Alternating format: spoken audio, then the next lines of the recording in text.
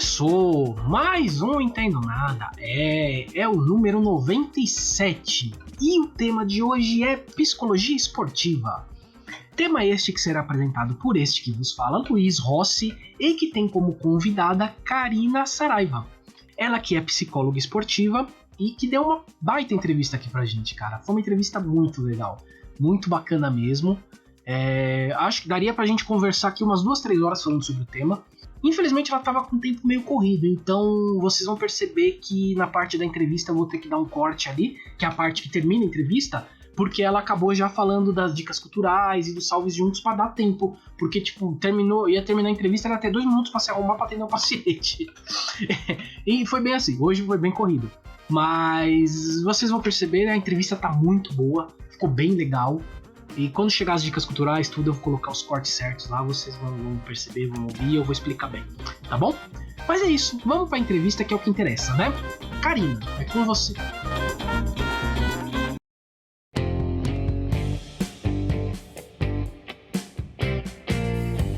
Bom, na minha eterna redundância aqui, os nossos ouvintes já ouviram a introdução e agora vamos à entrevista de fato, né? Que é o que importa aqui. Eu vou começar com a pergunta mais difícil, Karina. Todo mundo fala que essa pergunta é a mais difícil. Karina, quem é você e o que você faz? Quem sou eu? Primeiramente, eu sou a pessoa que vai agradecer vocês pelo convite, você, Luiz, pelo convite. Eu tava essa semana mesmo falando que eu ouvi uns podcasts muito ruins e eu queria dicas de podcast.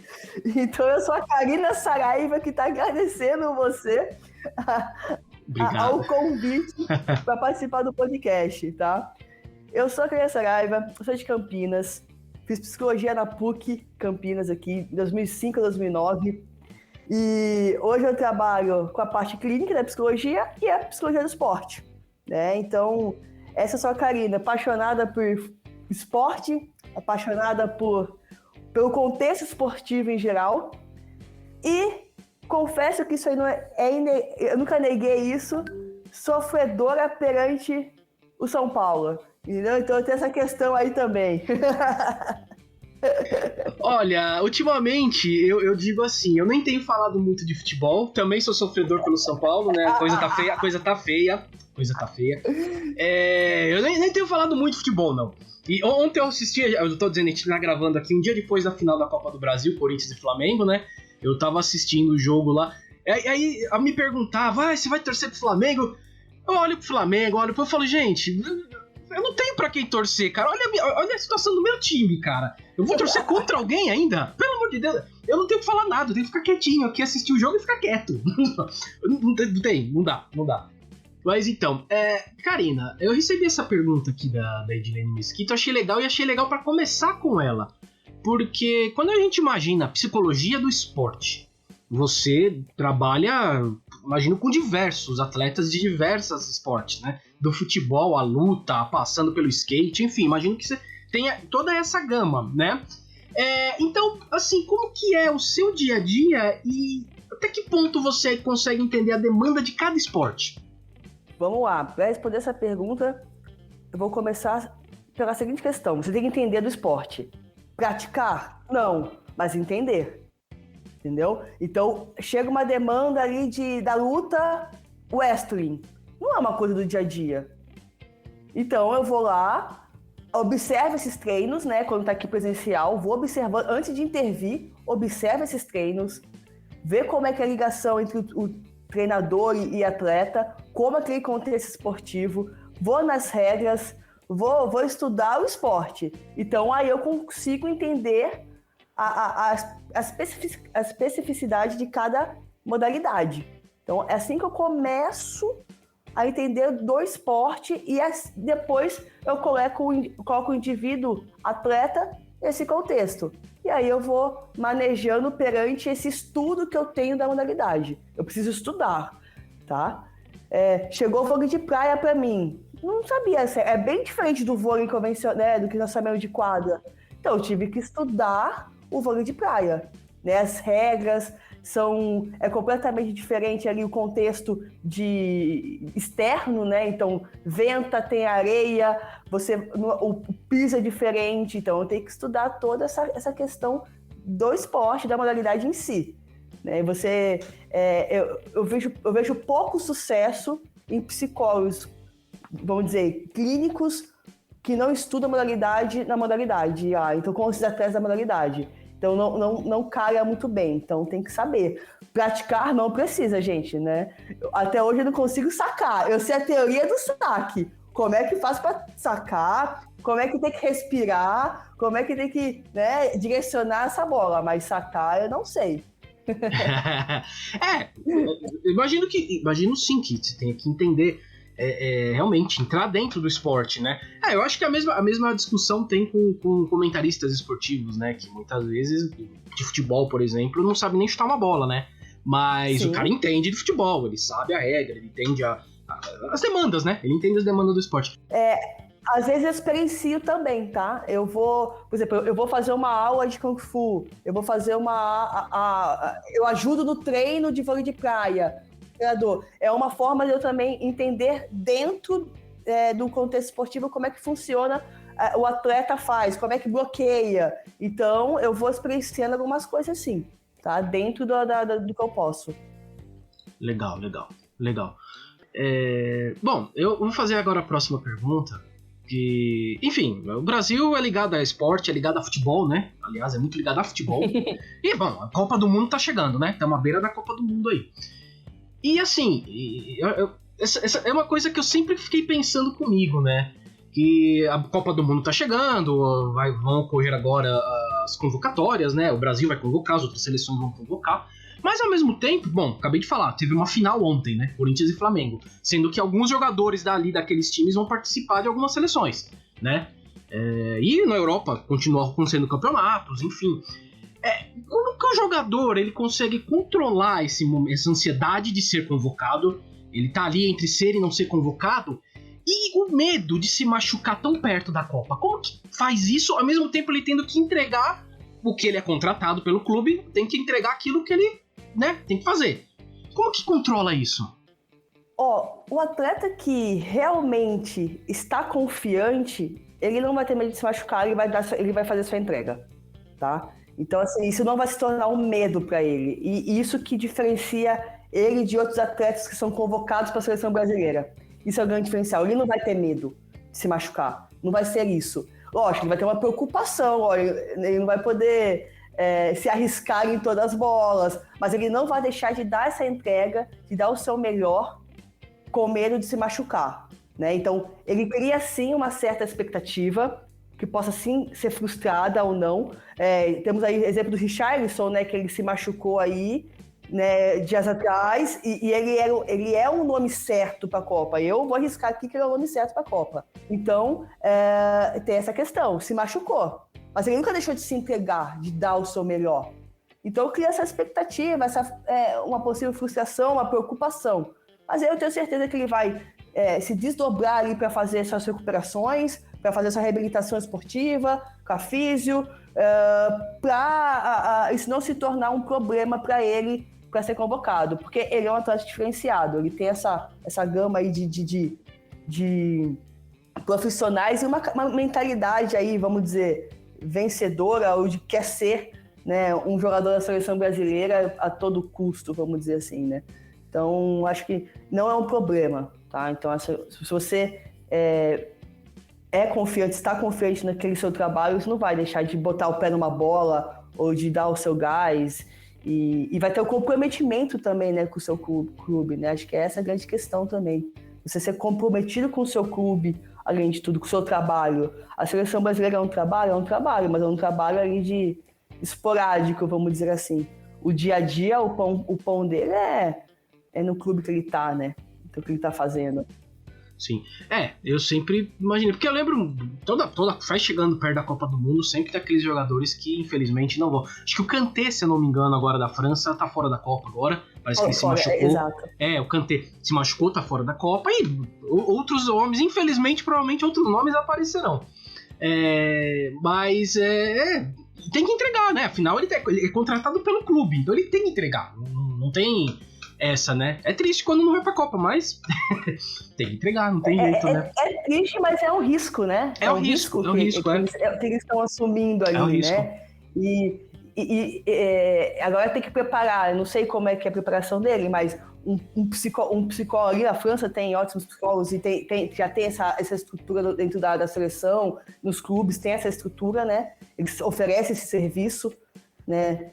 Então, assim, ele vai ter que ali revitalizar o seu psicológico ali, seu mental e tudo mais, porque sim, é frustração, é triste, né? Você espera o ano, 4 em 4 anos que acontece isso, né? Viemos aí de uma pandemia que foi muito confuso, então é uma Copa que é muito esperada por todos, assim, né? É uma Copa especial, vou dizer que é uma Copa especial, né? Então, aí é saber lidar aí com o seu psicólogo, com esse revitalizar. Mas eu acredito que esses atletas que estão em seleção, que estão em nome de seleção, estão preparados para o que der e vier, vamos dizer assim.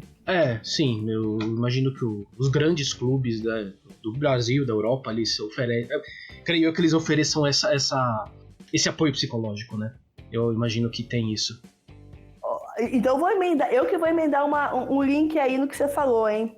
Grandes clubes têm sim psicólogo aqui no Brasil, só que alguns não utilizam só para base, tá? Base ali no máximo sub-20. Não são todos os atletas que têm ou clubes que fazem o profissional ter esse contato diário. Tem psicólogos nos clubes, tá? São poucos clubes que não têm, da série B, A, que não tem psicólogo. Mas que para o profissional não é uma obrigação, não vamos dizer assim, não faz parte do contexto ali do diário, do físico, tático, e nesse contexto do diário deles não, tá? Não são todos que tem isso, não. Eu imagino, falando visão de futebol aqui, a impressão que eu tenho, que isso talvez aconteça, não sei, e aí acho que é mais voltado ao meio futebol do que à própria psicologia, mas eu tenho essa impressão de que muitos técnicos nem gostam da presença de psicólogo porque eles querem fazer essa função, o paizão, né? Fazer o paizão, e aqui a gente tem um monte de exemplos a mil, né? e talvez isso tenha a ver também isso, né? Ele prefere ser entre aspas, o paizão, não o psicólogo, mas o paizão, aquele lá que vai fazer a parte mental, né? Ele que vai cuidar da parte mental do jogador. Isso me faz pensar numa outra pergunta aqui, que na verdade está deixado mais pra frente, mas eu acho que vai encaixar perfeitamente agora, né? Que tem como mensurar o psicológico dentro ali do esporte? Eu vejo, eu entendo de esporte, o que eu vejo de esporte, eu imagino que assim, você tem a parte física, você tem a parte técnica, né, a parte de treino, né, você tem que treinar do esporte, a parte física do corpo e a parte mental. E tem como mensurar em porcentagem ou em tamanho qual a importância da parte psicológica num atleta de elite? Eu não consigo mensurar assim com exatidão de porcentagem, mas que ela precisa estar nesse físico, tático, técnico e mental aí, precisa estar, né? Nesse quarteto aí fantástico de uma boa performance de um atleta, precisa estar, porque às vezes também o atleta ele não está no melhor auge físico, ou melhor, né, técnico, mas o mental dele tá super bem, que faz ele voar, e tá melhor que gente que tá ali com o shape bom ali, com a resistência boa. Mas a vontade que ele tem, o comportamento que ele tem em campo, ou quadra, ou aonde for, faz que ele supere essas expectativas aí que ele não tá atingindo aí, tá um sobrepeso, um pouquinho mais sobrepeso, o que for, mas que ele não tá na sua melhor performance, mas o mental, o querer tanto dele, é o que faz ele performar em alto nível, né? Então, assim, hoje o mental, para mim, não está acima, mas está ali um pouquinho, tá igual, tá? Mas tem treinadores, tem atletas que falam ao contrário, que o mental para eles é o que faz eles performarem melhor do que um treino, um tático, um treino, uma técnica boa, assim, sabe? Então, eu escuto, se eu não tô bem mentalmente, eu não consigo performar como eu quero performar. Então, eu escuto bastante isso. Então, tem atletas hoje que me procuram e que falam, eu preciso estar com o meu mental bom, né, ali, equilibrado para conseguir performar, né? E até botando esse link, você falou sobre treinadores, né, que não acolhem essa psicologia do esporte, que não acolhem essa parte psicológica. Eles até acolhem, mas como você falou, é do jeito deles, né? Então, o que anda acontecendo? Esses atletas começam, não só no futebol, a vir me procurar por fora dos clubes que são contratados, por fora dos times que estão, entendeu? Então, eu atendo atleta, por exemplo, do São Paulo, mas eu atendo ele por fora. Eu atendo atleta, por exemplo, do Guarani, do Corinthians, mas tudo por fora. Eles vêm me procurar por fora. Ou até mesmo de um vôlei de praia, mas por fora também, do vôlei de quadra, por fora. Então, isso é uma prática que está aumentando. Eles não estão dependendo mais dos clubes para ter esse treinamento mental para performar bem, né? Ou para performar melhor, para ter essa auto-performance. Eles estão ficando mais autônomos. E até mesmo quando eu falo sobre base, os pais também estão vindo ao meu consultório para levar os seus filhos desde os 10 anos de idade, porque se eles querem ser atleta, eles precisam ter essa parte, esse comportamento de atleta desde cedo, né? Essa mentalidade de atleta desde cedo. Então, essa procura dentro do consultório já está indo independente do clube que eles estão, quem são, então os pais estão trazendo, independente da modalidade também. Então, isso é uma coisa que eu preciso enaltecer, que os indivíduos, os atletas, as pessoas estão sentindo falta desse acompanhamento psicológico, dessa necessidade de se entender, essa necessidade de performar melhor desde sempre, assim, desde da sua base mesmo ali de atleta. Eu acho legal, bom que os atletas ganhem essa consciência, porque às vezes um grupo, né, vamos falar no esporte coletivo, né, no caso do futebol, do vôlei, nos esportes coletivos em geral, porque muitas vezes o psicólogo do clube ele vai ver a questão coletiva, né, e é interessante que o atleta procure fora do clube também isso, né. Até porque, como você falou, tá no São Paulo, tá no Guarani, mas amanhã ele pode estar no Flamengo, ele pode estar, sei lá, na Ponte Preta, ou fora do país, né? Então, acho que interessante ele tenha busque isso pra ele também, não só como esporte, mas pra pessoa, né? Acho que também a gente muitas vezes esquece da pessoa, né? É um atleta, claro, mas é uma pessoa, no fim, tudo é uma pessoa, com suas demandas, seus problemas, seus BOs e tudo mais, né? E você falou sobre essa questão do coletivo, né? O psicólogo, sim, ele pega mais o coletivo ali, né? Nesses clubes, né? Independente da modalidade, mas pega mais o coletivo. Lógico, ele tem uma atenção com algumas avaliações a cada atleta individualmente, né? Tem essas ferramentas que nós usamos ali para mensurar, mas às vezes falar sobre algo específico, eles não se sentem muito à vontade também. Então, acabam me procurando uma segunda opção, né? Então, quando eu sei que, por exemplo, tem psicólogo no clube, eu vou até esse psicólogo, tá? Acho que é uma ética isso também. E falo, fulano tá procurando. Se ele autorizar, né? Porque às vezes ele não autoriza. O atleta também tem que autorizar também, né? Então, fulano me procurou. Então, tem eu trato muito com essa ética também, tá? Então, é uma postura minha também fazer isso. Tá? Poucas vezes aconteceu, às vezes o clube realmente não tem um psicólogo, mas eu tenho essa ética que quando acontece eu vou até esse psicólogo que está atendendo ou que está assistindo esse atleta, conversar, e aí a gente conversa, cada um faz uma parte ali e dá certo também, né? A gente mensura os trabalhos aí, cada um vai para uma parte também. Pô, legal. Não imaginava isso. Legal, muito legal. Eu acho que você falou bastante coisa interessante agora aí. Tem uma outra pergunta aqui que eu acho que vai envolver agora. A gente falou um pouco da questão coletiva, falou um pouco da pessoa, mas agora falando um pouco mais do atleta individual, né?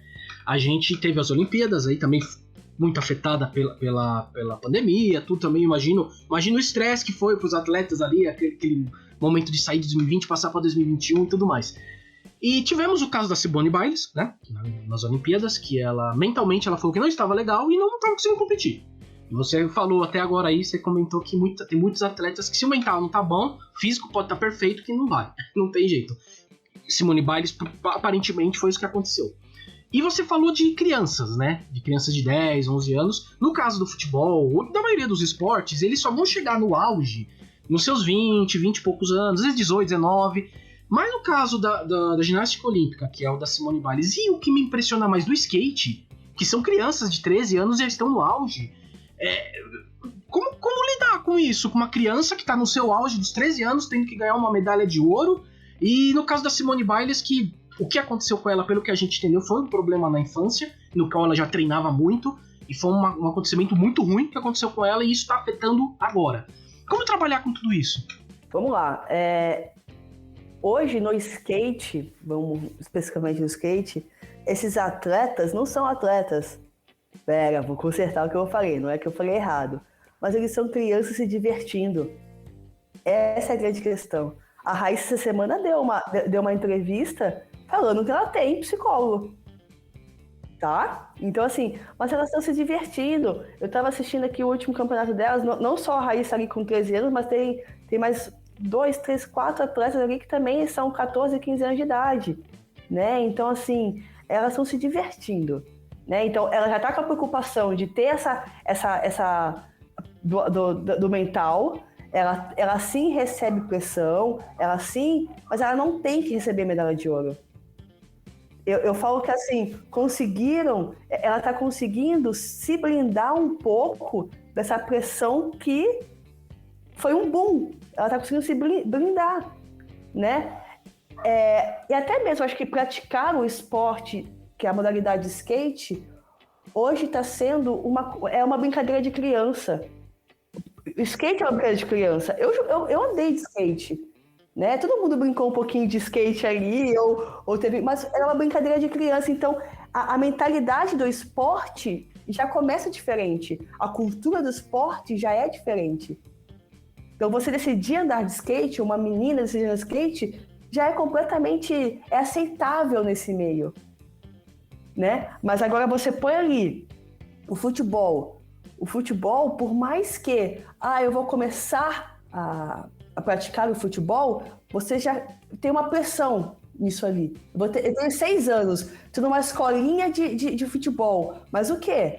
Já tem pai falando que o seu filho vai ser craque, já tem pai falando que seu filho joga bola pra caramba, já tem criança escutando isso. Então, ou não é, por mais que você não ganhe uma medalha, você individualmente, como você falou, você tem que ser o melhor. Então, olha a diferença de cultura esportiva também. Uma menina jogar futebol, a gente já sabe que isso é um absurdo. Ter pai já não... Então, assim, olha a pressão que é isso também, de eu querer fazer algo e não poder performar dessa maneira, ou não poder praticar dessa maneira, né? Então, por mais que a menina vai brincar de jogar futebol, ela ainda vai levar um preconceito com ela embutido para brincar de jogar futebol. Ela tem, por mais que seja no campo da sua casa, no gramado da sua casa, vai ter aquele primo ou aquele tio que vai fazer uma piadinha com essa menina, né? Então, assim, é cultural, é algo cultural, né? Então, assim, por mais que sejam crianças, mas a cultura do esporte que ela vai praticar já lhe dá muito. A ginástica tem essa crença, essa questão do eu tenho que começar cedo para eu ser atleta, né? Tem essa questão também. E é rígida, né? Então aquela questão do tipo tem que treinar, tem que quebrar medo. Você dá uma pirueta ali, você dá o que for ali, você não faz de um dia para a noite. Então realmente tem que treinar. Você tem que treinar sua mente, tem que treinar aquilo. Então é muito maçante. Né? Você treinar repetidamente aquilo todo dia e desde cedo, né? Então, assim, tem eu não vou lembrar o nome agora, mas saiu na Netflix aquele documentário também sobre as ginastas americanas que foram assediados que processaram o treinador, sabe? Então, assim, depois de quanto tempo? A atleta aposentada já, que teve essa coragem. Então, quanto tempo elas lidam com coisas ali que tem que ser reprimidas, né? Então, acho que essa é a grande questão para mim. Você lidar individualmente com pressões, cada um com o seu tipo de pressão, desde cedo, mas como você lida com isso, como você vai lidar com isso. Acho que a cultura do esporte, a cultura da modalidade também fala muito. Tem que mudar. Temos que mudar. Você falou dos futebol também ali, eu parei de assistir um pouco, porque me dá agonia ver um monte de ser humano ali indo torcer e depredando, e batendo, e agredindo pessoas. Então, eu parei, eu aprendi a olhar para mais modalidades, outras modalidades, como o skate ali tá brilhando os olhos de todo mundo, que legal aquilo, todo mundo torcendo por todo mundo. Então, assim, isso é uma questão, acho que mudar também essas regras, esses valores dos outros esportes também, né, para aquilo ser mais, você sentir melhor assistindo aquilo. Então, pô, que felicidade assistir um skate, um surf, todo mundo se torcendo por todo mundo, né? Então, todo mundo feliz pelo outro. Pô, isso que acho que é o que tem que mudar ali no ser humano. Então, por isso que acho que é mais leve para uma Raíssa, para uma criança do skate, do que um de futebol, que você nasce homem e precisa ser o melhor jogador. E tem outra também, né? Você também você é homem, dependendo da criação que você tem, dos pais, você não pode jogar um basquete, porque o basquete não vai dar dinheiro para você, o basquete não vai dar futuro, né? Então você não pode escolher também, a criança não pode escolher o que quer praticar, às vezes. Você é imposta a praticar aquilo. Então isso é complicado. É uma impressão que eu tinha mesmo assistindo skate e você assiste os esportes, assiste skate e a ginástica artística, né? O skate é todo mundo apoiando, uma alegria lá, aquela zoeira, uma festa, né? E o ginástica olímpica é todo mundo sisudo, fechado, né? Aquela coisa introspectiva e tal. Então, conta muito, né? O nome do documentário é Atleta A, tá? Você comentou, das ginastas, né? Isso, é Atleta A, eu peguei aqui.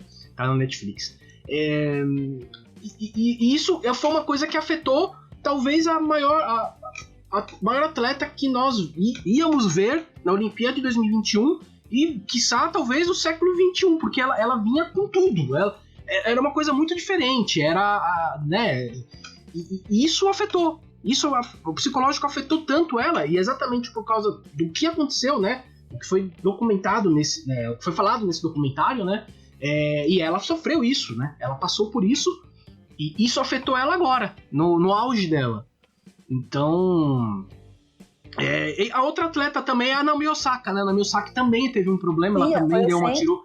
A tenista, né? Que é tenista. Deixa eu falar uma coisa. Ensinaram para os nossos atletas que eles têm que ser heróis e que eles não podem sentir. Eles não podem expressar sentimentos. Que eles têm que ser fortes, que eles têm que superar, que eles têm que ir além do limite do corpo deles, que eles têm que ser os exemplos. Isso é um erro. Então, quando você vê uma Naomi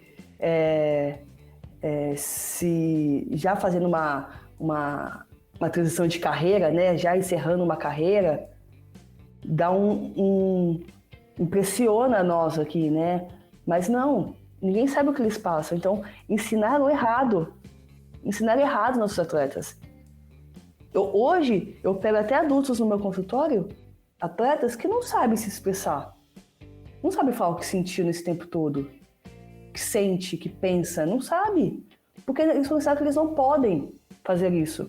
Imagina um jogador de futebol que pode falar o que pensa. Imagina que o lutador pode falar o que sente. Imagina, pô. Que isso? Então, quando esses atletas chegam até mim, eu tenho que desconstruir tanta coisa antes para chegar na demanda que trouxe eles até mim. Vamos dizer assim, sempre a ansiedade, né, que chega aqui.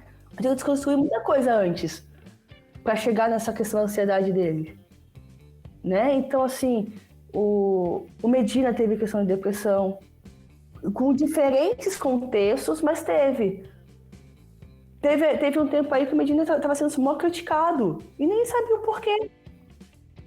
Ele teve que abrir, falar abertamente na televisão, Porque ele estava sofrendo depressão. Ele estava sendo reprimido. Então, assim, tem que dar liberdade para os nossos atletas falarem sobre sentimento. Temos que desconstruir que eles precisam ser fortes. E o tempo todo eles são seres humanos antes de qualquer coisa, de ser atleta. Antes de ter que ganhar uma medalha. Vamos dizer assim. Temos que desconstruir esses seres humanos. Eles são seres humanos. Né? Mas trataram não, como heróis. Por quê? Antigamente, como o esporte nasceu? São os heróis. Né? São os mais fortes, os mais poderosos ali que ganhavam. Né? Então, nascer assim. E nós temos que chegar... Aí chega um monte de atleta que fala sobre como está se sentindo mal, que tá ansioso, que está nervoso, com alteração de humor ímpar. E aí a gente fala, tá, o que tem atrás dessa alteração de humor? A atleta não pode ter raiva. Então, assim, a atleta tem que saber controlar a raiva, né? Os seus impulsos. É diferente, não é que ele não pode sentir, tem que saber controlar. Vamos lá, a gente está num jogo, num clássico, 2, 3 expulsos. E aí? Esses atletas não souberam controlar as emoções. No vôlei, você recebeu um cartão amarelo, você recebeu um cartão, não é normal. Então, quer dizer que esse atleta teve um descontrole ali para a regra da modalidade, né? Então, essas questões, a gente tem que desconstruir muitas questões desses atletas. Eles podem falar sobre sentimento que eles não vão ser julgados. Eles podem falar que eles estão cansados que não vão ser julgados. Preciso de um descanso, preciso de 2 dias de descanso, porque minha mente está ali turbilhão, que seja. Porque eles não são... Muito deles também tem a questão do... São pais de família, querem fazer uma faculdade. Eles têm vida, eles não são só atletas. Empresários, que seja. Então eles têm família, têm esposa, querem ter filhos, têm sonhos. Não é só, eu sou só atleta. Não é só atleta. E não dá para ser tratado como ser só atleta. Né? Eles têm uma vida deles, né? Os treinadores, os clubes, têm que começar a pensar que eles não são donos das pessoas, dos atletas. E moldar esses atletas do jeito que eles querem. Eu escuto bastante dos atletas mais antigos, vamos dizer assim, que já... na minha época não tinha isso, não. Você tinha que ir lá treinar e não sei o que lá. Na minha época eu treinava e não podia reclamar. Que bom que você não podia reclamar, mas agora é outra coisa. E aí esses atletas são tratados como mimimi. Pelo amor de Deus. Tem diferença entre a gente sabe quando é um mimimi, a gente sabe quando não é um mimimi. Entendeu? Quando é preguiça e quando não é preguiça. Calma, né? Então, assim, mudaram os tempos e temos que tratar essa geração como tem que ser. Como pede agora, né? A pessoa que fala na minha época, o problema é que na época dele também o cara não precisava ser praticamente um robô, né? Ele era um atleta, mas não era o que você falou. Hoje a questão esportiva é um negócio pesadíssimo. De novo, vou falar de futebol porque é o que eu vejo, aqui, o que eu mais percebo. Mas olha como mudou o futebol, né? Como era o futebol há 20 anos, olha como é hoje. Sim, é um negócio...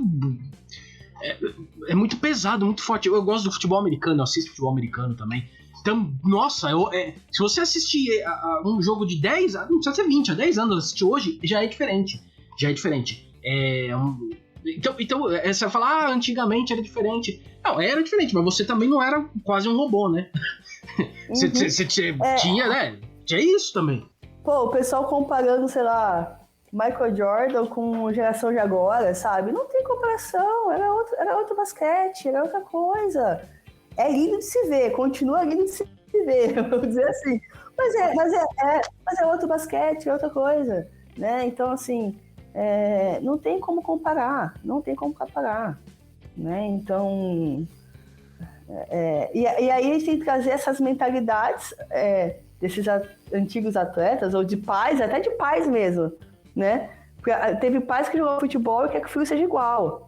Ou tem pai que jogou, a mãe que jogou vôlei quer que a filha jogue vôlei igual a ela. Não vai jogar. Ou então que a mãe os pais foram frustrados e quer que o filho seja tão bom quanto. Cara, vai um dia. Qualquer pessoa aí que tá escutando, vai um dia num estádio de futebol, ou vai um dia assistir um jogo de futebol de base. Nossa. Não, assim, a escolinha que tá perto da sua casa, não precisa ser. Você precisa conhecer ninguém. Só senta lá e escuta e vê aquele contexto. Escuta. O filme das irmãs Williams, não sei se você assistiu, tá na Prime, que é o Will Smith. O Will Smith faz o pai. Você vê isso, né? Os outros pais, os atletas, né? Como eles tratavam os filhos ali. Tem que ganhar, tem que ser. É assim mesmo. Você vai, como você falou, vai numa escolinha de futebol perto aqui. Nossa senhora. Vê. Vai lá. Eu tenho até uma experiência, Luiz. Vai lá, escuta, vai lá, vê esse contexto, depois vai escutar o podcast de novo. Já escutou o podcast? Legal. Mas assim, vai lá, escuta e volta aqui. Pronto, acabou. Aí vai entender a importância do psicológico e do psicólogo do esporte no contexto esportivo. Poxa, total. O que é interessante porque a gente vê toda essa pressão em cima deles, dos atletas, né? Somente estão começando, as crianças, assim, mas o atleta em geral recebe uma pressão muito grande em cima. Tanto no esporte, não sei o que seria pior, se no coletivo ou no individual. A questão do erro, porque o erro acontece, vai acontecer. De novo, eu vou falar aqui do jogo, da final que a gente teve ontem aqui, que o Roger Guedes perdeu um gol embaixo do gol, né? Conseguiu perder um gol assim que... Enfim, e depois os pênaltis que tivemos, os erros que tiveram também. Como que um atleta vai lidar com esse erro? No caso deles, ok, é coletivo. Mas tem muito atleta individual que perde ali por milésimo de segundo, ou por meio ponto, por um errinho do nada. Ginástica artística mesmo. Pra mim, a pessoa fez tudo perfeito lá. Mas ela fez um erro, não sei que erro foi. Como que lida com isso? Vamos lá. Autocobrança, essa é a palavra. Tanto no coletivo quanto no individual tem autocobrança, né? Então, assim, lógico que no individual, o esporte individual aparece um pouco mais, só que também tem muita questão no coletivo, eles se analisarem como jogar bem, jogar mal. E eu pergunto para eles, o que é jogar bem e jogar mal? O que é performar bem e performar mal? Eles muitas vezes não sabem me falar o que é. Então, eles vão para a questão do erro. Eu errei uma passada, eu errei alguma mãozinha que abriu um pouquinho mais, eu errei o bloqueio. Ou no tênis, quando segura a raquete muito mole, que seja. Eles estão acostumados, os atletas estão acostumados a focar no erro e não no acerto. Então, por quê? Se você tem que acertar, você treina todo dia, você tem que acertar. Você não pode errar, você treina todo dia, é isso. Então, aí que vem uma autocobrança, uma pressão interna e externa. Eu faço isso todo dia, então eu tenho que acertar. E eu volto a falar a palavra que eu acabei de falar, que eu odeio. Tem o quê? Ninguém tem que nada. Então começa... Esse é o grande... Ninguém tem que nada, entendeu? Então, assim, eles focam no erro, mas não sabem por que erraram. Entende? Então, como é que eu vou lidar com o erro? Não sabe nem o que errou. Não tem uma consciência corporal. Não tem uma... eu errei por causa disso, aquilo, meu pé estava muito... Eu dei uma chapa, muito aberta, que seja. Não sabe falar o porquê errou. Foi sacar e não sabe dizer o porquê errou. Então, eles treinam. Mas, às vezes, eles não têm essa consciência corporal do porquê está errando. E aí, persiste no erro. Então, esse é o grande lance para mim, não ter uma consciência corporal. Então, atleta que quer saber lidar com o erro, precisa saber entender o porquê está errando. Se não sabe por que está errando, não vai saber lidar com o erro. Não vai saber. Como é que eu vou consertar um movimento se eu não sei qual que é o movimento que eu estou fazendo errado? Que parte do movimento que eu estou fazendo errado? Por isso que agora, é o que eu sempre falo, os treinamentos, os treinadores estão tendo que parar um pouco antes E assim, ó, vai pro bloco. Aqui é assim, aqui é assim, aqui é assim. Depois junta tudo. Até o tipo de treinamento, como dar esse treinamento para esse atleta, vai dizer muita coisa. Né? Então, assim, o cognitivo desses atletas é diferente do que 10, 20 anos atrás. Né? Hoje tem coisas ali dentro da cabeça desses atletas, né? Então, assim, não tinha televisão para ficar lá o dia inteiro assistindo, né? Não tinha internet que ficava lá o dia inteiro ali entendeu? Então, essas cabeças estão menos, vamos dizer, treina menos, né? Vamos dizer assim, no dia a dia. Entendeu? Treina menos coisas do dia a dia. Então, assim, até como dar esse treino já mudou, né? Assim, essa periodização, essa criatividade dentro de treino para aplicar alguma coisa. Então, para mim está tudo ligado na questão do consciência corporal, de saber o que está fazendo, de entender o exercício, né? Então, assim, antes de querer saber lidar com o erro, você tem que entender seu erro.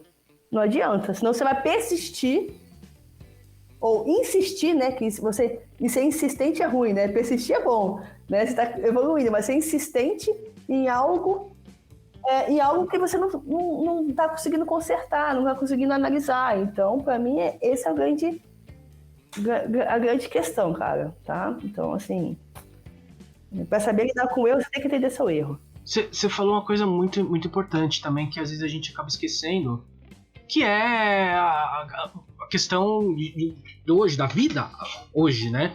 A tecnologia, a maneira como a gente perde o foco muito fácil, né? É muito fácil perder o foco hoje, qualquer coisa. Você abriu o celular para fazer uma coisa, de repente você tá fazendo outra e já não lembra o que você ia fazer. Então você perde o foco muito fácil, e esses atletas, eles recebem elogios e críticas aos milhões, né? Então o erro, pelo meu entender, parece que é muito amplificado, assim como o acerto também, né? Você acertou, é muito grande, e o erro também se torna um negócio gigantesco. Como que o atleta lida com essa pressão e lida com essa questão do foco hoje? Parece ser uma coisa tão difícil. Vamos lá. Eu preciso enaltecer um pouquinho, entre aspas, os atletas que estão trazendo isso para mim no consultório. Sabia que essa é uma preocupação? Que coisa, eu imagino. Eles não querem mais entrar no TikTok e ficar rolando feed. E eles me perguntam como é que eu entro, como é que eu vou trabalhar meu foco para entrar no Instagram, fazer minha postagem profissional, que eles precisam alimentar essa rede, não tem jeito, né? Mas fazer essa postagem e sair já. Então, já está incomodando eles. Então, assim, isso adulto, isso adolescente, essa criança... muitas crianças, por mais que a gente vê aí atletas, não gostam de rede social para se postar, para postar coisas sobre eles. Tem essa vergonha ainda, né? Quando é muito mais novo. Então, assim, mas assim, tem atletas que já estão preocupados com isso. E eu achei isso muito bacana, que não foi um ou dois que está falando isso para mim. Então, assim, quantos outros atletas que estão com esse problema de estratégia, vamos dizer assim, de o que fazer para ter esse foco, né? Como você falou, e não sabe o que fazer. Né? Então pode ter um monte de atleta aí que está preocupado com isso, mas o que a gente vê por fora são pessoas viciadas em redes sociais, mas essas redes sociais já estão contaminando esses atletas. Eles querem trabalhar, né? Porque eles precisam desse trabalho, é um trabalho... Claro, sim. Né, fazer, né, essas postagens, né, alimentar patrocinador, tudo, mas eles estão incomodados. Às vezes eles não querem nem alimentar esse treinador. Eles estão assim, olha, porque quando eu vejo, eu perdi meu foco. Eu perdi 1 hora na minha rede social, eu perdi 1 hora respondendo mensagem. Que hoje eu como psicólogo também tenho que ter, você também com certeza, tem que ter essa administração de horário, né? Tipo, não, pera, eu vou ficar aqui 1 hora só, porque eu preciso responder as perguntas, eu preciso ver quais os temas que estão aí borbulhando na rede para eu chamar, para convidar para fazer o meu podcast. Você tem que trabalhar com isso. Mas qual que é o limite de tudo isso? Né? Então, administrar esse tempo, estratégias para isso, né? Então, eu tô trabalhando bastante com o atleta, essas questões com o atleta. Eu achei muito legal. Eu falei, nossa, eles estão respirando, eles estão entendendo o que está acontecendo, eles estão entendendo o que é saúde mental, sabe? O que prejudica a saúde mental deles. Que bom, estamos respirando, gente. Vamos lá, galera, continuar. Olha, eu vou te falar, cara, como eu tenho podcast tá na internet, eu preciso estar na internet, né? Não tem jeito, eu tenho que estar ali no Instagram, eu tenho que estar ali, eu tenho eu trabalho com designer gráfico, né? Eu sou autônomo, então eu tenho um Instagram que eu mostro lá, tudo mais, e tenho o meu pessoal, né? Eu tenho um pessoal também. O pessoal normalmente eu uso pra postar comida e gordice, é isso que eu uso o meu pessoal. E eu tenho o Facebook também, que eu uso para postar alguns trabalhos meus no Marketplace, né? No espaço de vendas lá. Então, eu ultimamente tenho usado muito para isso. Tenho fugido de tudo que é relacionado à política nesse mês. Pelo amor de Deus, eu tô fora de tudo. Tanto que eu vejo muitos amigos meus aí, o próprio meu amigo Flávio, né? Que a gente sempre teve o podcast aqui, ele tá dando um tempinho para ele. Muito por causa disso, porque ele é jornalista. Então ele tem que estar nesse meio, o tempo inteiro ele tá nesse meio. E isso é muito ruim, ele tá sentindo isso. Então por isso que ele deu uma saidinha aqui do podcast, eu tô tocando sozinho. E eu não tenho entrado em Twitter, não tenho... Olha, esse mês aqui tá sendo uma paz. Eu vejo todo mundo brigando, falando mal de ele, é aquele, é aquilo ali, é ladrão, ele não é... eu não tô nem aí pra isso, sabe? Eu já tomei minha decisão, eu já sei em quem eu vou votar nesse, por isso, pronto, não vou ver mais nada. Não vi debate, não vi nada, e não tenho entrado no Twitter. Tá sendo uma paz assim que, olha, que maravilha, viu? E realmente, não é uma decisão fácil fazer isso, porque você tem toda hora você tem vontade de ver o que tá acontecendo, toda hora você tem vontade de entrar no Twitter, no TikTok, né? O TikTok hoje é o carro-chefe. E eu imagino isso pra eles, pros atletas, pros famosos em geral. Acho que aí não só entre atletas, os influencers, né? Os influenciadores, que os atletas no fim hoje são influenciadores. E como eu digo, ele tem que ver ali porque ele deu um passezinho certo ali pra ver quantos milhões de pessoas vão ver que ele deu aquele toquinho bonitinho ali. Ou se ele tocou errado, ou se ele perdeu o gol, como a gente tá falando aqui. Milhões de pessoas vão estar dizendo isso sobre ele. Eu imagino a loucura que é isso na cabeça dessa pessoa. Eu não consigo imaginar, na verdade. Pra mim é inimaginável isso. É por isso que tem essas estratégias, porque eles estão, nesse período aqui, eles estão com um esgotamento mental gigante. Eles se sentem obrigados a fazer essas coisas. E esse é o grande lance. Entendeu? Eles se sentem obrigados, não é mais prazeroso.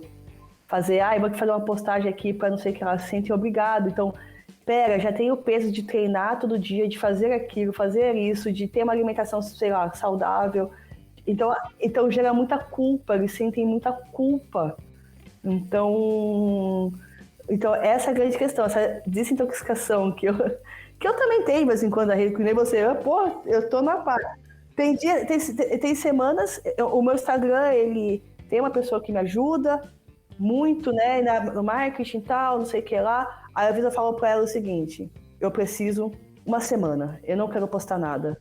No máximo eu alimento um pouquinho de stories ali, mas stories naturais, eu no meu dia a dia, nada que sabe, que você programa algo, faça algo, que eu tenho que pensar em algo, sabe? Então, assim, acho que todo ser humano tem que se dar essa desintoxicação em algum momento, né? E aí, ano de Copa, ano de Olimpíadas, piora a situação. Quando você não está bem num campeonato, você vai ser cobrado, e é isso. Por isso que, assim, eu confesso que eu saí um pouco do futebol também por causa disso. Porque, assim, essas cobranças que a gente fala, que é agressivas e rígidas, é muito mais no futebol. Nos outros esportes, tem. Tem. Mas, assim, não é tanto assim, sabe?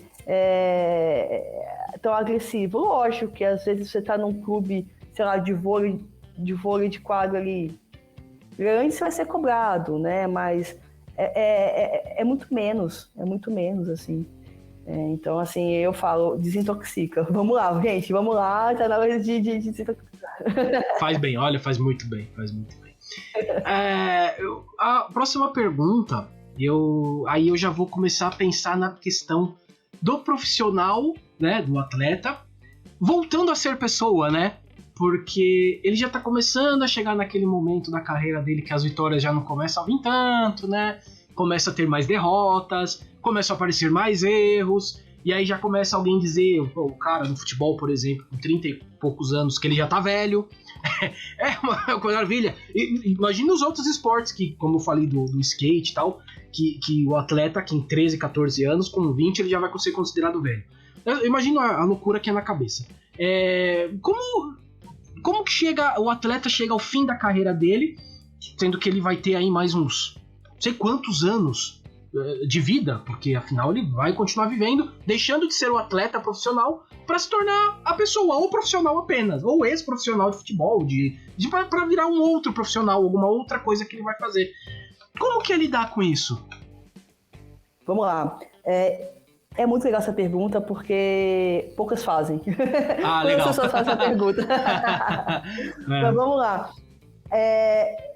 Eu trabalho com alguns atletas que estão nesse processo de transição de carreira. Eu gosto de usar, assim, o termo transição de carreira. Então, assim, ele vai... O que é o ideal? Ele desacelerando essa questão de treinamento, desacelerando essa questão de competição, ele vai saindo um pouquinho dessa rotina meio maçante, né? Então, a gente vai, primeiramente, assim, né? Ele vai diminuindo o seu ritmo, né? E trabalhando sempre com a cabeça de que assim, você nunca vai deixar de ser um atleta. Você vai deixar de ser um atleta de rendimento, né? Assim, de profissional, vamos dizer assim. Vamos usar essa palavra profissional. Mas você vai continuar sendo atleta. Por que eu falo isso? Primeiro, você vai só... Por exemplo, a gente tem os Master hoje. Cara, já foi no campeonato Master? É a coisa mais legal do mundo. Então tem muita atleta que sai ali do coisa. Antigamente eu tenho showball, vai pro futset, vai pra outro. A gente tem um universo pós. Você não vai ser atleta profissional para sempre. Você pode continuar no esporte de uma outra maneira. Então você não vai deixar de ser atleta. Eu vou me aposentar. Não vai deixar de ser atleta. Você sempre vai manter pelo menos o ritmo do final de semana ali, né? Vai ser um atleta de final de semana, mas você vai ser, porque você tem um DNA esportivo. Eu não conheci nenhum atleta que deixou de ser atleta após. Ou ele foi fazer uma faculdade ali de gestão esportiva, ou ele foi treinador, ou ele foi... As mulheres, né? Vai ser mãe, mas tá ali nativa e não sei, né? Então, assim... Eu nunca vi. Vai ser mãe, mas tá ali mantendo uma questão e não para tudo, né? Não para tudo. Esses acontecimentos de parar realmente é quando acontecem coisas, vamos dizer assim, financeiras. Mas por quê? Não soube administrar esse dinheiro antes. Não soube administrar essa carreira antes. E aí se perde, aí ok, né? Então, por isso aí, provavelmente, parou de ser atleta, né? Mas, assim, você sempre vai estar em atividade. Eu descobri, por exemplo, o basquete com 34 anos de idade. Na pandemia. Eu falei, cara, é isso, eu quero isso. Vou começar a praticar. Peguei uma professora particular, uma coach, né? Fui começar a aprender a jogar basquete, não sabia de nada, zero. Pronto, hoje eu bato ali minha bola ali com o pessoal 30 mais, 35 mais. Eu vou começar um treinamento ali com um time aqui de Campinas. Eu tô num grupo de bate-bola de basquete. Eu me encontrei em outra coisa. Então você fazer essa transição de carreira, você abre o seu leque para muitas coisas. Para outros esportes, para outra vivência. Eu sempre fui de futebol, mas por que eu não posso jogar badminton? Por quê? Então a gente abre a nossa carreira. Então, por exemplo, essa transição de carreira, esse final de carreira não é um final, é uma reticências. Entendeu? É o que eu gosto de imprimir essa cultura, esse pensamento ali. É uma reticências. Não, você vai ser... Quer ser mãe? Você vai ser mãe. Mas você não precisa pagar tudo. A gente tem o um exemplo aqui hoje da Agatha, né? Do vôlei de praia, pô, atleta olímpica. Tudo que, pô, o sonho dela é ser mãe. E a coisa mais gostosa é ver ela ali treinando no dia a dia, continuar treinando, barrigão bonito, e abre caminho e abre a mente de muitas atletas desmistificar que elas não podem ser mãe e atleta. Então, pra mim, isso foi muito bacana, assim, quando eu vi essa situação, sabe? Eu achei, pô, que legal. Ela conseguiu abrir a mente dela, ela não precisou parar a carreira dela. Ela pode ser que ela volte, mas ela vai dar um tempo aqui, ó, vou ser mãe e tal, não sei o que lá. E eu acho isso fantástico. Para abrir essa mente do atleta, do ser humano, até pro ser humano mesmo, eu sei ser atleta. Né? Pô, eu não preciso parar tudo para ser aquilo. A gente vive sonhos muito... eu tenho que fazer isso, quadradinho, depois isso, depois isso, depois isso. Por que não pode administrar tudo ao mesmo tempo ali, deixar... Né? Então a gente vive os sonhos, nossos sonhos muito para depois. Que isso, gente, vamos viver agora. Não. Né? Então, acho que é isso. Não sei se eu consegui responder essa pergunta. Legal, não, respondeu bem.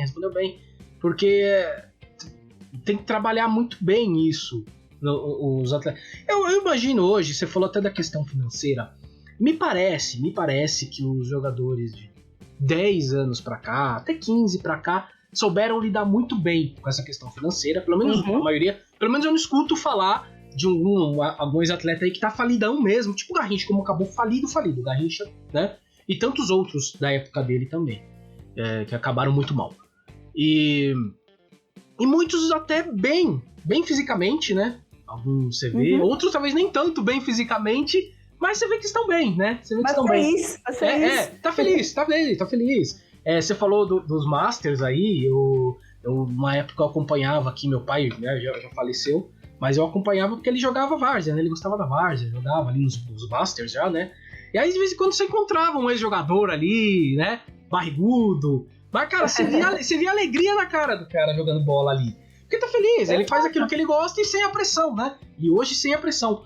Sem a pressão de ser o nome X, né? Ele só tá indo jogar ali pra jogar, tá lá jogando, batendo barriga. Acabou ali, ele vai pegar o churrasquinho dele, comer o churrasquinho, curtir um pagode dele lá na resenha, acabou, já era.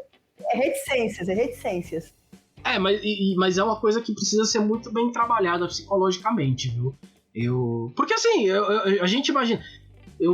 pessoas próximas de mim que trabalham normal e logo vão começar a se aposentar. Alguns já se aposentaram, tios, né? Pai, mãe. E isso também é difícil. Não é tão simples assim você parar a sua profissão, né? Você sair daquilo e tal. Então é reticências, porque você vai continuar a viver, você pode continuar a viver fazendo outras coisas, né?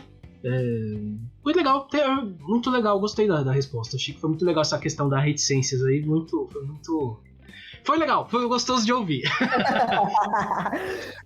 Ó, não dá esperança pra você que tá escutando aí, pegar e fazer uma coisinha final de semana. Dá até pra gente fazer algum esporte, fazer uma atividade física, fazer uma caminhada, porque, não é pra ser atleta, a pessoa de esporte não é só pro atleta rendimento. É pra isso também, pô. Me dá vida, me dá esperança, me dá hormônios de felicidade de andar aí, pô. Vou dar uma voltinha hoje a pé. Vou ali dar né? E praticar o exercício físico, né? De se manter saudável, se manter num bem-estar físico e mental ali. Eu acho que é essa a questão. Por isso que a reticência é importante. É, muito importante. Muito importante. E você falou agora uma coisa interessante, né? Da pessoa sair, começar a fazer uma caminhada, fazer um esporte. E hoje muita gente é atleta por hobby, né? Treina, faz seu treino, mas não é um profissional. E hoje o exemplo mais comum, pelo menos o que vem na minha cabeça, são as corridas de rua. O que eu conheço de gente que hoje que corre, né, faz corrida de rua, participa das corridas e tudo mais. Que dica você daria para uma pessoa hoje que tá ali, vai participar da sua primeira corrida de rua, da sua primeira maratona, é a primeira vez que a pessoa vai fazer isso? Que dica que você dá para essa pessoa, para ela mentalmente ela conseguir enfrentar isso? Olha, primeiro que essa pessoa já treinou antes, né? Então ela já tem um treinamento ali. E a corrida de rua, ela veio para ficar esse novo hobby aí, né? Esse lazer. Às vezes não é tão lazer que tem o pessoal que leva a sério demais. O pessoal vira escravo do Garmin, do Polar, do Strava, né? Vamos dizer assim, isso é ruim. A questão é se divirta, porque a corrida de rua, né? Essas equipes, né? Todo mundo começa por um motivo, mas também tem um grande motivo coletivo, social, sabe?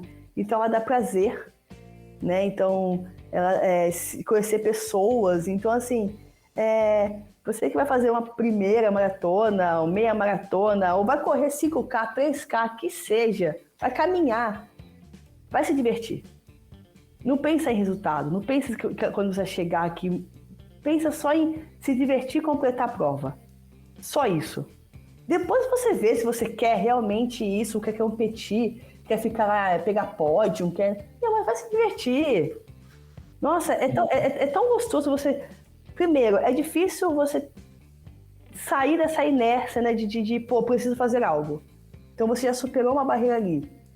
2, você tem uma disciplina de todo dia fazer aquilo e cumprir ali um treinamento que seja, né? Então, de sair de casa, já superou isso também. 3, você já tomou a coragem de fazer ali uma inscrição de uma prova. Vai se divertir, né? Não precisa mais, não precisa se cobrar. Não precisa. Né? Então, essa é a minha grande dica. Eu vou dar um gancho para você aí, eu vou dar a dica de ouro. A maioria das pessoas que começaram a se preocupar com o resultado em corridas parou de correr. Fica a dica. Muita gente, e aí partindo para outros esportes. Luta, eu acho que luta também é um exemplo muito, muito, muito legal disso aí que você falou agora, porque muitas vezes a pessoa começa a praticar uma luta para ganhar a questão física, para treinar a defesa pessoal ali, aquela coisa. E aí ele se envolve, já quer ganhar aquela faixa, e vai, e quer a faixa preta, a faixa não sei o que. Sabe? E era uma coisa que era um hobby, entendeu? Você torna aquilo um negócio tão... E no fim a pessoa, quando ela atinge, cheguei na faixa que eu queria, ela para. Ela para, porque acabou, perdeu, não tem mais, né? Então, é muito doido. Eu conheço muita gente que chega a esse ponto e para. Eu não entendo. A gente tem uma mania de transformar o nosso hobby em algo que tem que ser profissional, né? É uma mania isso, é uma coisa nossa, da nossa geração, quem vive hoje aqui. Tudo que você faz um hobby, parece que você tem que transformar aquilo em algo profissional. Mesmo que você não vá ganhar dinheiro com aquilo, mas tem que ser o melhor possível, o máximo possível, para você poder postar, para mostrar que você faz aquilo e você é bom. É loucura, né? Eu acho isso uma loucura, né? É um hobby, gente. E o grande legal do esporte, de atividade física, exercício físico, é você ter prazer aquilo. Eu tenho um objetivo, eu vou, tá bom, quero esse outro objetivo agora. Agora eu quero isso. Mas nem sempre esse objetivo é uma coisa melhor. Por exemplo, o meu objetivo é só competir 10 campeonatos de luta, por exemplo. Não precisa ser um objetivo ser uma coisa melhor, sabe? Então eu tenho que estar sempre acima. Então meu objetivo era eu ficar em terceiro, eu quero ficar em primeiro. Por quê? Não precisa. Você pode ser. Meu objetivo é competir. Por que não? Só competir. Eu quero ganhar? Lógico, todo mundo quer ganhar. Só que assim, o grande prazer pelo esporte começa quando você não se pressiona para fazer algo. Então você já quebrou essa questão. O lazer não é mais lazer, é problema. Você entendeu? Então assim, dá para ter vários objetivos dentro do esporte, dá para você querer ganhar tendo prazer fazendo aquilo. Entendeu? Não ser algo maçante, mas não, é diferente, quero competir, quero ficar ali no pódio, então tá bom, então você vai ter que treinar igual um atleta faz. Não sei se tanto, mas pelo menos o caminho de um atleta. Né? Então, assim, as pessoas precisam parar de associar o esporte com resultado. E associar o esporte com processo. Com desenvolvimento. Se desenvolver. Porque o esporte não é só rendimento, não é só profissional. Tem o esporte na terceira idade, tem o esporte ali na iniciação esportiva, tem o esporte, tem o esporte na escola, tem a psicologia do esporte social, tem a psicologia do esporte e reabilitação física. Olha, tem uma gama de coisa. Entendeu? Então não é só ali. Né? Não é só receita. Então você vai... aquelas pessoas... Tem o esporte também, a psicologia do esporte relacionada à saúde e bem-estar. Né? Então tem uma coisa variada de esporte ali. Né? Sair um pouquinho dessa visão de competição e tudo mais. É o que eu falei, você transforma o seu hobby em algo profissional e que nem vai te trazer a parte financeira, mas você tem que transformar numa coisa profissional perfeita ali. Enfim, eu não consigo entender. Eu dei uma entrevista agora para a IPTV, né, que é a IPTV, né, a Globo aqui, a IPTV, no jornal ali da meio-dia, falando exatamente sobre isso, sobre esporte coletivo, na terceira idade. Você entendeu? Você sai, é gostoso você sair de casa, formar um grupo de amigos, ginástica, que seja, vamos para a praça fazer zumba, o que for. Aqui, né, a gente tem aqui alguns lugares que tem esporte para terceira idade, fazer o vôlei adaptado, se torna algo coletivo, algo prazeroso, algo que estimula. E, os cafés da manhã são as coisas mais legais que tem. Cada um faz um par de grosso salgado ali e faz um café da manhã, me vira uma diversão aquilo, né? Então, por que não trazer essa filosofia também para o pessoal de 5, de 10, de 20, de 25, 35, 45 anos? Por quê? Pois é. Você falou aí dos pratos do café da manhã. Outra coisa que essas pessoas que treinam, que nem são, é a tal da dieta, né?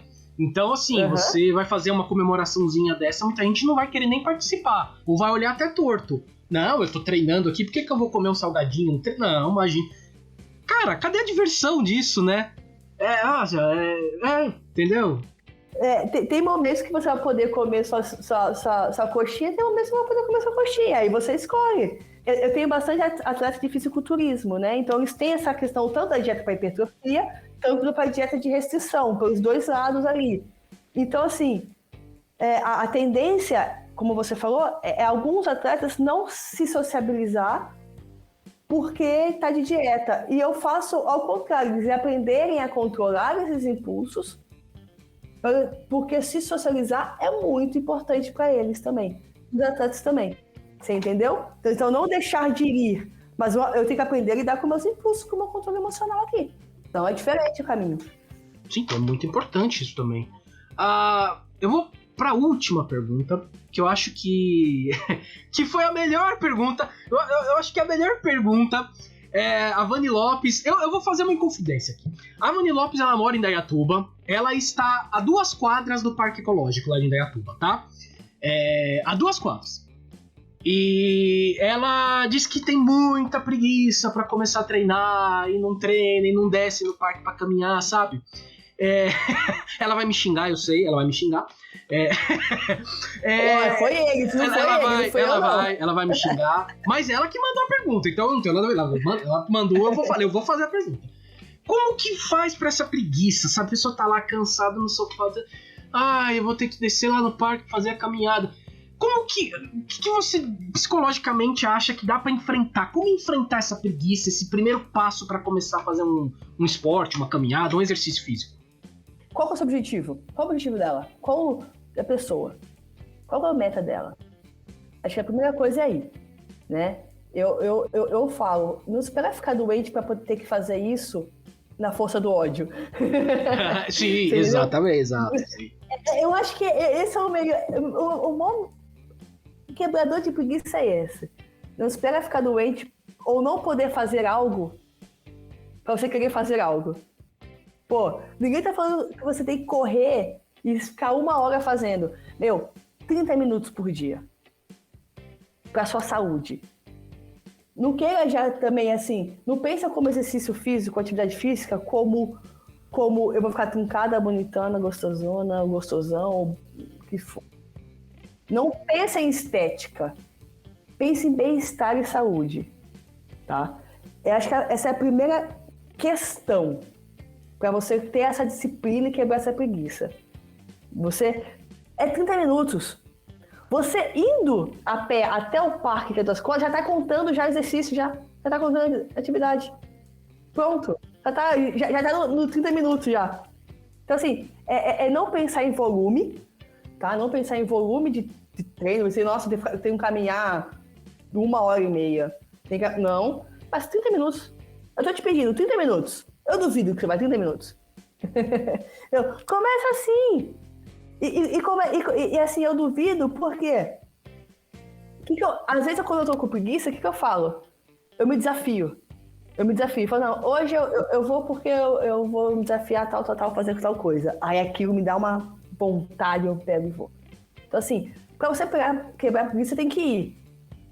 Ponto. Tem que ir. Não tem fórmula mágica. Você tem que ir. Você entendeu? Só que, assim, a parte ruim, né, vamos dizer assim, pra você começar a fazer isso, não espere sua saúde ficar ruim, né? Entendeu? Não só a saúde, mas também, assim, sei lá, eu vejo, sei lá, você quebrou um braço. Pô, não espera isso pra você querer fazer alguma coisa com o braço, sabe? Sabe assim? Pô, aí você só sente falta de algo quando você não tem. Aí você dá valor. Então, poxa, tamo aí, tamo saudável. E pega e vai. É isso. Entendeu? Eu vejo muitas pessoas que, por exemplo, que tem que começar a fazer atividade física por causa da pré-diabetes. Hoje a diabetes é uma pré-diabetes. Cara, é muito mais difícil você chegar a esse ponto. Por que não evitar essa pré-diabetes antes fazendo uma caminhadinha aí por 30 minutos? Não gosto de academia. Realmente, academia pra mim também... Eu acho... tem gente que não gosta. Eu gosto. Mas tem gente que não gosta, concordo. Eu montei a minha aqui em casa. Mas assim, mesmo eu montando a minha aqui em casa, eu vou lá, eu tenho eu contrato um personal. Você vai precisar de algumas coisas que só a academia traz, vamos dizer assim. Então você não se isenta disso. Eu dentro de casa não me isento disso. Então assim, vai pra academia, se acostuma com aquilo, pega uma academia boa, assim, que é um ambiente legal, que se sinta bem, que você não se sinta comparado com ninguém, ou que você não se compare com ninguém, entendeu? Porque a musculação, não tô falando da academia, tá? Mas a musculação, ela é necessária pro ser humano. Ela é necessária, acabou. Não tem discussão. Você, dentro de casa ou fora de casa, fazendo exercício, ela é necessária, acabou. Então, dá pra fazer, dá pra continuar, dá pra ter um prazer, assim, mas não espere ficar doente pra isso, sabe?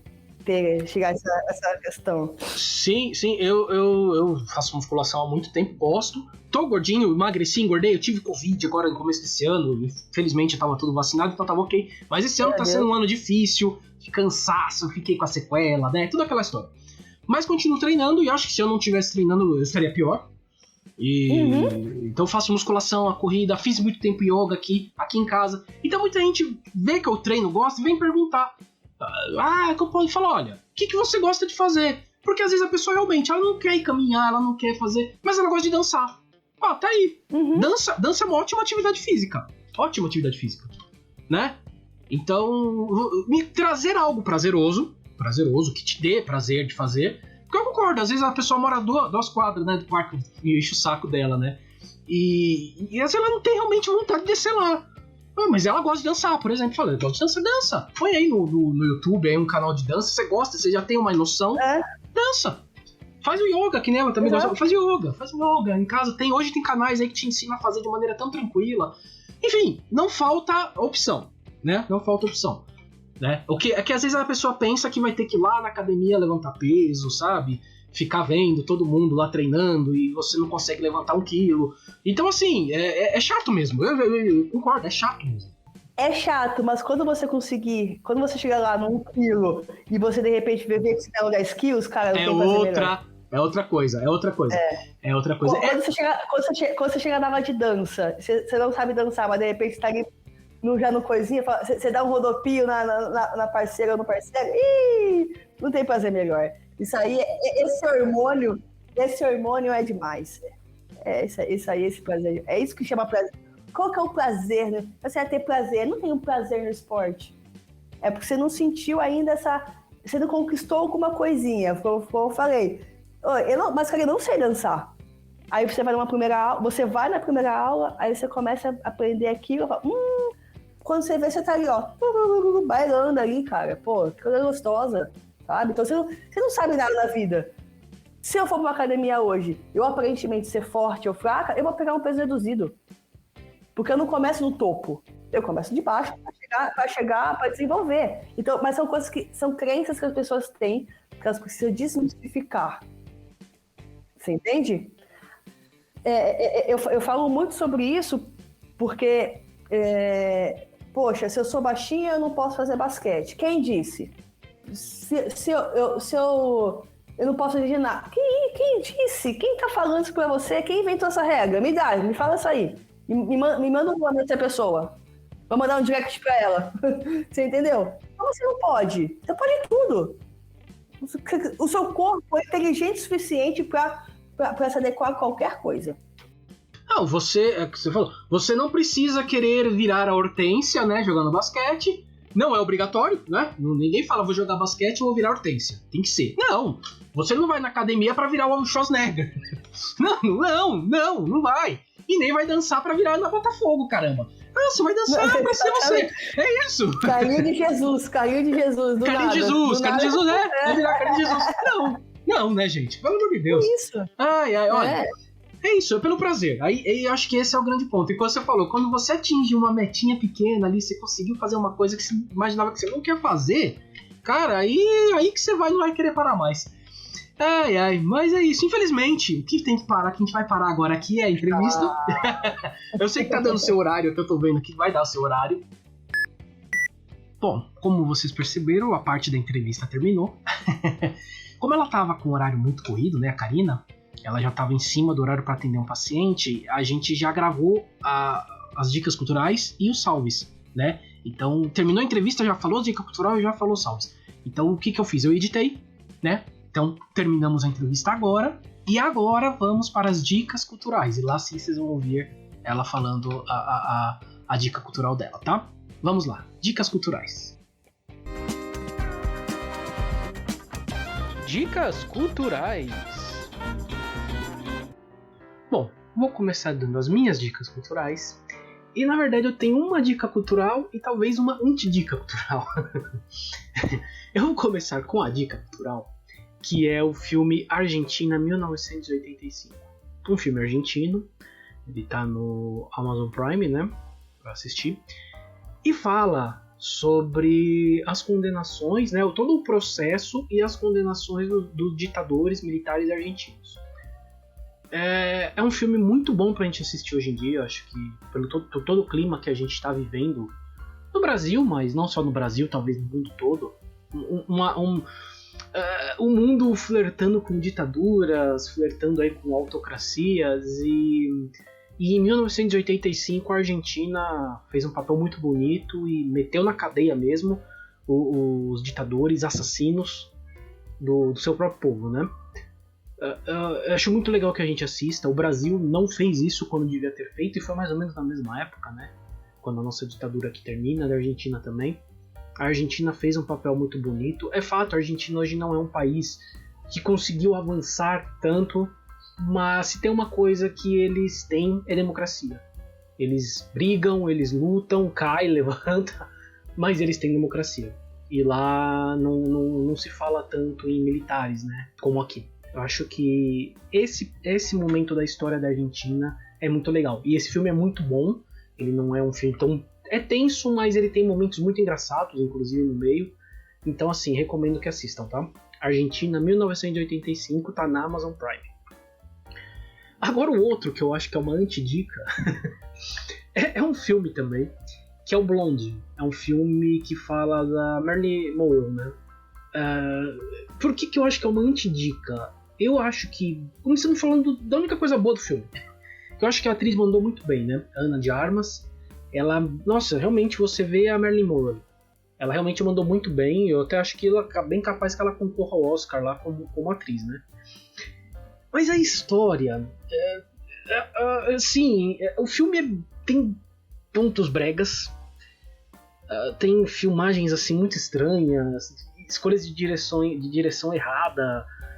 E a história... eu não sei como explicar. Muitas das coisas mostradas no que poderia ser uma biografia de alguém, você imagina que seja real. Mas a maioria das coisas ali não aconteceram. É fato, muitas das coisas desse filme não aconteceram com a Marilyn. E acho que só focou num lado muito ruim da vida dela, e que nem temos tanta certeza se foi assim, né? Eu não vou ficar falando exatamente o que aconteceu no filme, porque eu vou dar spoiler, né? Então assim, eu gostei pela atuação da atriz, mas o restante pra mim não me cativou. Então, tá aí, provavelmente vamos ouvir falar desse filme, provavelmente eu tenho quase certeza que ela vai ser indicada a atriz, né, pro Oscar, mas eu acho que nada mais que isso. Mas tá aí, se quiserem assistir, vai com vocês, tá? Então é o Blonde, tá no Netflix, e é isso. E agora, Karina, quais as suas dicas culturais? O documentário do Mike Tyson no Star Plus. Vamos lá. Vamos brincar de desmistificar coisas, desmistificar, conhecer o ser humano por trás daquela tatuagem que ele tem, de trás das coisas. Vamos conhecer a história do Mike Tyson. Star Plus, Mike Tyson. Essa é a minha dica cultural. Eu tive que também tirar, vamos dizer assim, algumas tampas aqui dos olhos aqui, né? Para assistir esse documentário. O começo ali é fácil? Não é fácil. Você vê umas coisas meio cabreirinha ali, mas é a vida do cara, né? Então, foi legal, porque foi algo diferente também que eu me propus a fazer, né? De assistir. E justifica algumas ações dele? Imagina, nunca vou falar que justifica. Não é isso, tá? Mas você começar a entender o atleta por trás de uma história que ele tem. Eu acho que esse é o grande ponto. Boa, Karina, valeu. Vamos agora para o nosso Salves, Chamegos e Sapatadas. Salves, Chamegos e Sapatadas. Eu vou começar aqui mandando um salve pro Caio Hansen. Ele é apresentador dos podcasts Jogo Velho, TV de Tubo e Super Soda, né? Falamos da carreira dele, da televisão, onde ele já trabalhou, de videogame, de podcasts, enfim. Batemos um papo muito gostoso aqui, então eu deixo um salve pra ele aí, valeu. Pra Edilene Mesquita e pra Vani Lopes, que mandaram questões aqui pra gente dessa vez, tá? Valeu, muito obrigado, viu? Agora é com você, Karina. Manda aí o seu salve, a hora que pra você fazer sua propaganda é o nosso momento se consagra. É com você, Karina. Bem, foi muito legal, foi muito bacana. Brincando, a gente ficou aqui quase, né, 1h20 conversando. Acho que continuaríamos, eu acho, né? Vamos dizer assim, não pararíamos, né? Infelizmente, e é longe, né? A resenha é longe. Né? Então, agradecer a todo mundo que está escutando, agradecer o Luiz também por ter me convidado aí. Né? Então, é uma oportunidade de falar... Onde tem a oportunidade de falar sobre psicologia de esporte, eu falo. Eu não nego entrevista para faculdades, universidades, pessoal que vem me procurar sobre, porque eu sei quanto foi difícil no começo da minha carreira eu me tornar psicóloga esportiva, porque tinha pouco recurso. Hoje tem mais, você vai lá, põe no Instagram hashtag psicologia do esporte, aparece um monte de coisa ali, né? Hoje está mais fácil acesso, então eu não nego. Como eu falei, eu ouvi alguns podcasts aí de pessoas, até pessoas do esporte que eu não gostei, confesso que eu não gostei, tomara que eu consiga atingir um pouquinho. Se eu não gostei, eu não posso criticar, então eu tenho que tentar pelo menos fazer um pouquinho da minha parte de outro jeito. Falar sobre esporte é muito importante, é educação, então tem que se levar de uma maneira certa. Falar sobre a saúde mental de um Gabriel Medina, eu tenho que levar isso a sério. Eu não posso achar que eu estou numa mesa de um bar conversando com um amigo porque eu estou num podcast. Então, é isso que eu vi bastante. Então, por isso que, assim, o meu salve é esse. Procurem, busquem sobre qualquer assunto, fontes e locais seguros para aquilo. Né? Não está certo ou errado, mas que passem uma transparência, passem uma seriedade sobre aquilo. Eu sou muito brincalhona, quem sabe, meus atletas sabem que eu sou muito brincalhona, mas quando tem que passar ali, tanto que eu falo assim, eu sou São Paulina mesmo, quem quiser atleta vem falar comigo que sou São Paulina, vai ter que saber que eu né, nunca escondi. Inclusive, quem quiser me acompanhar aí nas redes sociais é Karina Psicóloga Esportiva. Então vai lá, me segue. Então, assim, eu falo sobre psicologia de esporte como uma diversão também, tá? Então, assim, o meu salve é esse, assim. A psicologia do esporte é muito grande, é muito maior do que a gente imagina, né? A mente do atleta não é só porque ele está com essa ansiedade, não é só isso. Então, até um salve para todos os atletas que estão por aí.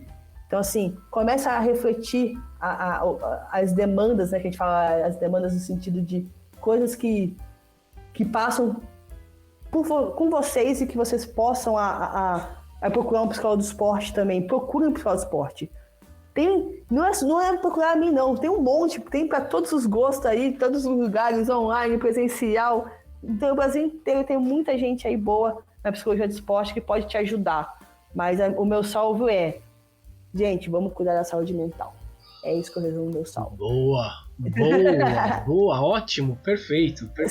Saindo daqui da entrevista, eu vou atender um atleta que está lá na Irlanda. Então, para você ver que não tem barreiras para você não cuidar da sua saúde mental. Que legal. Tá? Olha que legal. Entendeu? Que legal. Karina, muito obrigado, muito legal conversar. Tenho certeza que eu vou te convidar mais vezes, sim, pra vir aqui participar, conversar. Como você falou, se deixasse aqui, a gente tinha umas 2 horas, 3 horas de bate-papo aqui. Porque, olha, é tema legal, é um tema bom, dá pra debater de maneira legal. E você fala bem, você é bem articulada, é animada, é alegre, dá umas dicas boas. Então, muito legal.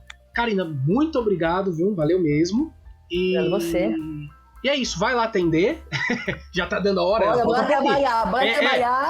Vai trabalhar, vai atender. E a gente vai se falando. Obrigado a você. Valeu. Obrigado a todo mundo que escutou também aqui até agora. Isso é importante também. Mais que escutar um podcast, você tem que escutar até o final, cara. Senão não vale a pena. Tem que escutar até o final, pô. No meio não dá. É pra isso que tem podcast. Tá bom? Fechou? Valeu, gente. Fechamos. Tchau, gente. Valeu, obrigado. Valeu, tchau. Tchau.